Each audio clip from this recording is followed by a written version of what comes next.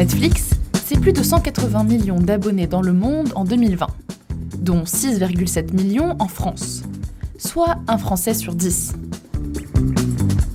En 20 ans, l'entreprise s'est imposée en géant de la vidéo à la demande. Mais ce succès n'aurait peut-être jamais eu lieu sans ça, le DVD. Et oui, le DVD, cet objet que les plus jeunes ne connaissent peut-être pas, a permis à Netflix de devenir le maître du streaming. Voilà comment ça s'est passé. Dans les années 1990, la vidéo à la demande, ça ressemblait à ça. Des cassettes qu'on louait dans des magasins. Mais les années 1990, c'est aussi le début de la vente sur Internet. Alors, en 1997, Reed Hastings et son associé Mark Randolph décident de faire les deux choses en même temps. Louer des vidéos par correspondance. Le problème, c'est qu'une cassette, c'est lourd, et ça coûte cher à envoyer par la poste. Alors, ils misent sur un objet tout récent, le DVD. Il est léger, simple à expédier, et il suffit d'un timbre pour le renvoyer. Le pari sur le DVD, c'est la première idée de Netflix. Au début, ça ne marche pas très bien, voire pas du tout, car très peu de gens ont des lecteurs DVD chez eux. Mais dans les années 2000, le prix de ces lecteurs baisse. Et là, ça commence à aller mieux pour l'entreprise et pour son chiffre d'affaires. Mais l'entreprise ne se contente pas d'envoyer des DVD par la poste. Face au démarrage difficile du service, elle imagine un modèle économique original à l'époque. Started using the exact same model as the video rental stores. They had late fees and they had due dates. They hit on subscription as a way to avoid the late fees and give people more time to watch the video. And this was hugely popular. En plus de fidéliser sa clientèle, l'abonnement a un autre avantage. Il permet à Netflix de mieux connaître les habitudes des abonnés, ce qu'ils aiment et ce qu'ils regardent. Alors, très vite, la plateforme se met à personnaliser son offre, grâce à des algorithmes de recommandation.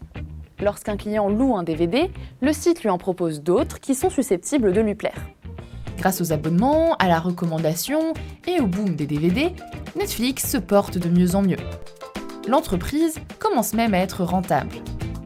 Et en quelques années, la société contribue à la destruction de son principal concurrent, Blockbuster, la plus grande firme de location de DVD aux États-Unis. Les années passent et en 2007, un gros tournant se joue pour Netflix, l'arrivée du streaming. Et là, l'entreprise garde la même recette avec l'abonnement et surtout l'offre personnalisée. It's really the power of personalization. So what Netflix is about is creating an incredible experience, for 13-year-olds, for 30-year-olds, for 70-year-olds. Et ça fonctionne. Concrètement, ça donne ça. Ça, c'est mon profil Netflix. Et ça, c'est celui de mon petit frère de 12 ans. Si nos écrans d'accueil sont si différents, c'est à cause de l'algorithme de Netflix. Selon ce que vous avez regardé, on va vous proposer des contenus plus susceptibles de vous plaire.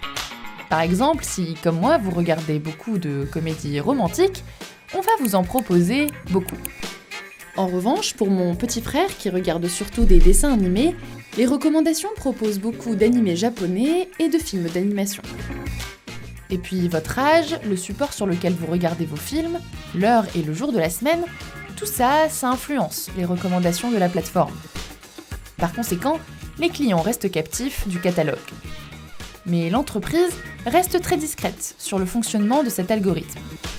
Nous cryptons toutes les données, nous les sécurisons et nous ne faisons pas de la publicité, non. Netflix has been collecting data on its subscriber base for 20-some years. And the richness of that data is really powerful because not only can they see who you are, what you watch, they can also watch your behavior over time. Malgré toutes ces innovations, la plateforme rencontre un autre problème. Depuis le début, Netflix n'a fait que diffuser des contenus qui appartiennent à d'autres studios de production. Or, les droits de diffusion coûtent cher et ils doivent être renouvelés et renégociés. De plus, les studios sont de plus en plus réticents à l'idée de donner des droits de diffusion à Netflix. Pour cause, ils avaient l'impression d'aider le site à devenir plus puissant qu'eux. Alors, pour moins dépendre du reste du marché, Netflix décide de produire ses propres contenus. Et ils ont un avantage. Grâce aux algorithmes, ils savent déjà ce qu'aiment leurs abonnés. They went into the marketplace just like a regular studio, but the thing that they had that the studios didn't have was, like you said, the data. Par conséquent, Netflix va créer des contenus adaptés à son public. Et la première série qu'ils vont produire sera un succès planétaire. Kevin Spacey, House of Cards. Reg E. Kathy, House of Cards. Ainsi, Netflix invente un label, Netflix Original. L'idée est de montrer au client qu'il trouvera des contenus exclusifs sur le site. Le problème, c'est que derrière ce label, on retrouve deux choses bien différentes. Il y a des séries originales, produites par Netflix, et des séries qui ne sont pas produites par Netflix. En réalité, la firme appose aussi ce label sur des contenus pour lesquels elle a le droit de diffusion à l'étranger. En gros, une série diffusée sur une chaîne américaine, mais qui 24 heures plus tard est disponible en France sur Netflix, sera présentée comme Netflix Original. La série pour adolescents Riverdale, par exemple, est produite et diffusée sur la chaîne CW aux États-Unis. Mais en France, elle est présentée comme Netflix Original. Ainsi, Netflix gonfle son chiffre de séries originales. Derrière cette réussite, Netflix suscite tout de même beaucoup de critiques. Et certaines de ces pratiques sont pointées du doigt. Netflix has gone up against 3 different industries in its history. First, it was the video stores, cable companies, and then Hollywood studios. Pour comprendre la colère du milieu cinématographique, il faut se pencher sur comment un film arrive sur nos écrans. Pour garantir des bons revenus aux producteurs, un film sort d'abord au cinéma. Puis, il faut attendre au moins 1 an avant de le voir sur une chaîne payante, et enfin, près de 30 mois pour une chaîne gratuite. Ainsi, un même contenu génère jusqu'à 3 recettes différentes. Or, avec Netflix, tout ce processus est court-circuité car le film sort directement en ligne. Les studios de production dénoncent donc une concurrence déloyale. Et ce débat ressurgit notamment lors des cérémonies de remise de prix. En plus de la concurrence avec le cinéma, Netflix est pointé du doigt pour une autre pratique. Selon TaxWatch, un consortium de journalistes anglais, Netflix pratique de l'optimisation fiscale. Par exemple, si vous résidez en France, quand vous prenez un abonnement, la facturation ne se fait pas sur un serveur français, mais hollandais. Ainsi, Netflix paye une bonne partie de ses impôts aux Pays-Bas. Selon une enquête du magazine Capital, publiée en août 2020, Netflix a déclaré 26 millions d'euros de chiffre d'affaires en France pour l'année 2019. Ils ont donc payé 500 000 euros d'impôts.